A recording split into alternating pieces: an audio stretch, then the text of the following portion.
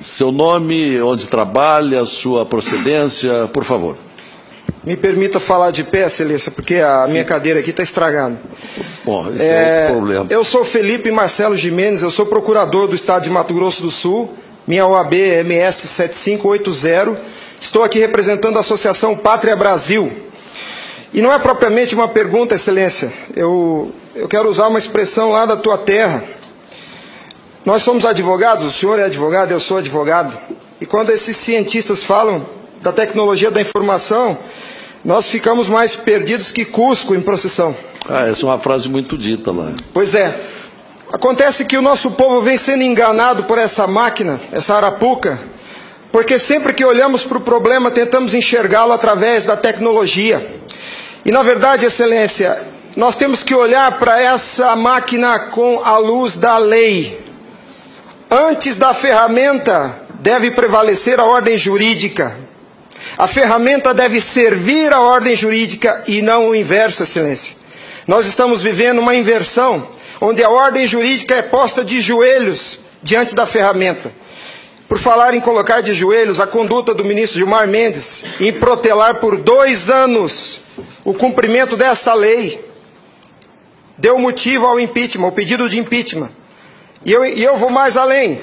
Me parece que, na verdade, a conduta dele configura o crime de prevaricação, porque se omitir na obrigação do ofício é prevaricação. O que está acontecendo aqui, Excelência? Um dos pilares da República está sendo quebrado. Nossa democracia e a cidadania desse povo está sendo violada, desrespeitada. No entanto, eu quero lembrar aqui uma frase de Billy Graham, um homem que dedicou 99 anos da vida para o bem do próximo. Ele dizia: a coragem é contagiosa, e o senhor está vendo aqui só alguns dos corajosos que se levantaram. Há uma onda gigantesca sendo levantada nesse país, um tsunami que vem em direção a Brasília. Os cidadãos estão indignados. O Tribunal Superior Eleitoral não pode recusar o cumprimento à lei. Se fosse uma ordem judicial, o senhor, Excelência, não teria o direito de cumpri-la parceladamente. É uma lei, não tem vício de forma, nem de iniciativa, nem de conteúdo. Vou ao ponto. Fala-se muito da máquina, eu quero falar do ato jurídico. O senhor, como advogado, entende bem desse assunto. Somente o exercício do voto é secreto para garantir ao cidadão a liberdade de escolha. O ato seguinte, porque o processo eleitoral é feito de etapas, o ato seguinte é um ato administrativo. A contagem de um voto é um ato administrativo e se submete a um requisito de validade sob pena de ser nulo, que é o princípio da publicidade. Qualquer ato administrativo deve ser público. Entenda, Excelência, nós queremos auditar o fato jurídico, não é a máquina. Não nos interessa o software nem a máquina, nem antes nem depois. Nós queremos auditar o fato, que por natureza é um evento. O evento se perde. Por isso a necessidade de dar corpo físico ao fato da contagem do voto, para que se conheça, para que se cumpra o princípio da publicidade, porque a publicidade é erga omnes, é para todos os cidadãos, não é só para o eleitor que olha no visor. Essa contagem do voto deve ser feita para que todos os cidadãos tenham a oportunidade de fiscalizá-la. E não é a contagem de milhões de votos, é a contagem de um voto, de cada voto é um ato administrativo, e será nulo se não for público. Há vários princípios constitucionais que vêm sendo quebrados desde que essa arapuca foi inventada lá em 97. A cidadania, a publicidade, a moralidade, a legalidade e a própria república, porque nós cidadãos não temos sido respeitados na nossa escolha. Nossa escolha só será respeitada se ela for retratada no corpo físico da impressão para cumprir o princípio da publicidade. O exercício do voto é secreto, mas a contagem deve ser pública. E qual que é a artimanha da urna? Ela estende o segredo do exercício até a última etapa. E o sagrado BU, eu vou usar uma expressão de alguém, eu não lembro quem é o proprietário dessa frase. A seita do santo baite tem no altar o BU.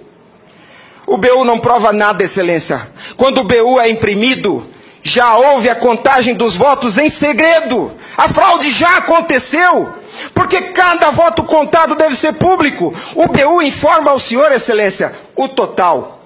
nem no condomínio onde eu moro não aceitariam uma eleição assim. Imagine, Excelência, se eu fosse candidato a síndico, colhesse a urna e fosse contar dentro do meu apartamento e voltasse e comunicasse aos condôminos. Aqui está o resultado, eu fui eleito. O BU é a prova da fraude, Excelência. O BU é a prova da fraude. Doutora Simone, apesar de muito jovem, foi minha professora na faculdade. Ela é talvez a cabeça mais qualificada nesse Senado para rezar esse discurso, para dizer o que é um ato administrativo. Gostaria que ela estivesse aqui. O que acontece? Nós estamos sofrendo uma violação dos princípios republicanos, dos princípios constitucionais e principalmente, Excelência, da cidadania, porque nossa cidadania só existe na medida em que nosso voto seja respeitado, porque ele é o instrumento do exercício da cidadania, porque através deles elegemos os nossos escolhidos. E a nossa eleição, a nossa escolha tem sido apurada em segredo, e o fato se perde. Por isso que os adeptos da seita do Santo Baite dizem que nunca há fraude. Porque quando se procurar o fato dentro da máquina, ele já não está mais lá, ele está no BU. E o BU só tem o total da contagem dos votos, Excelência.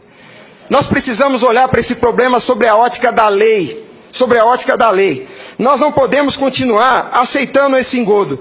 E a lei que os senhores votaram, com uma representação maciça da outorga popular, só os senhores têm legitimidade para representar o povo brasileiro. Só os senhores. Os ministros da Justiça não têm essa legitimidade. Eles estão usurpando dos senhores as suas competências. Eles estão colocando esse Congresso Nacional de joelhos, porque estão se recusando a cumprir a lei.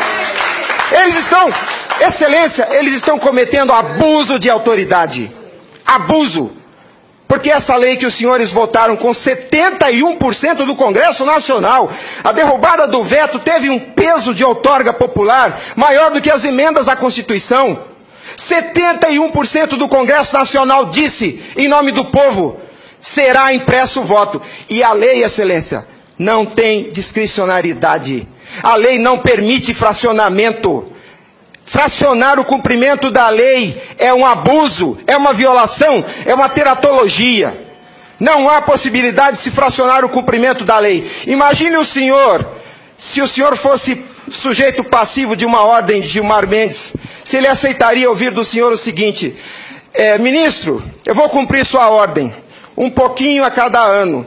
Até 2050, Gilmar Mendes, eu termino de cumprir a sua ordem.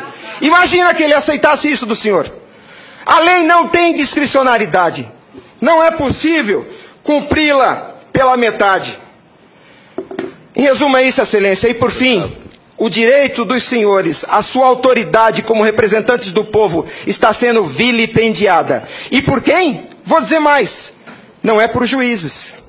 Os ministros, quando sentam na cadeira do Tribunal Superior Eleitoral para administrar esse serviço público, que é a eleição é um serviço público, não é jurisdição, não é um ato jurisdicional. Quando eles lá, sentados em seus gabinetes, estão administrando o processo eleitoral, são administradores sujeitos aos princípios constitucionais, como qualquer agente do Executivo. A hibridez da Justiça Eleitoral tem confundido o povo. Mas a competência se dá, a função se dá em razão do cargo, não do indivíduo. Quando eles estão se desincumbindo do processo eleitoral, estão executando ato administrativo, não são juízes. E vejam o absurdo, Excelência, um administrador público que por acaso usa toga, se arvoca o poder de desrespeitar a lei que os senhores votaram. Nossa república está à beira do abismo. Se os senhores não se colocarem em pé e defenderem a sua legitimidade da outorga e aceitarem esse abuso de autoridade, acabou a república, Excelência. Acabou a cidadania. Então nós somos escravos. Nós seremos escravos se a nossa escolha e a lei que os senhores votaram não for respeitada. Obrigado.